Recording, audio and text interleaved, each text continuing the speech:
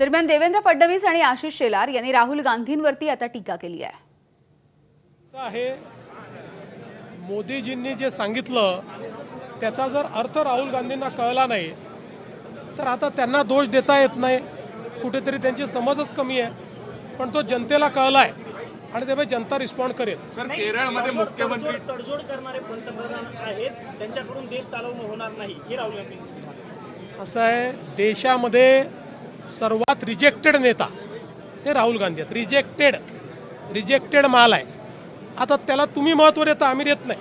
राहुल गांधीजी यांच्या या अज्ञानाचे पुरावे आहेत. दुर्दैवाने एका मोठ्या राजकीय पक्षाचा नेता अशा अज्ञानातून विधान करत असेल तर त्याच्यावर टीका तरी आम्ही काय करायची. जनतेने ज्याच्यावर विश्वास ठेवला अशा प्रधानमंत्र्यांनी जनतेच्या केलेल्या संवादामध्ये जर यांना मुसळ दिसत असेल तर राहुल गांधीजी तुमचं वक्तव्य म्हणजे अज्ञानाचं प्रतीक आहे, एवढंच मी म्हणेन. एबीपी माझा, उघडा डोळे बघा नीट.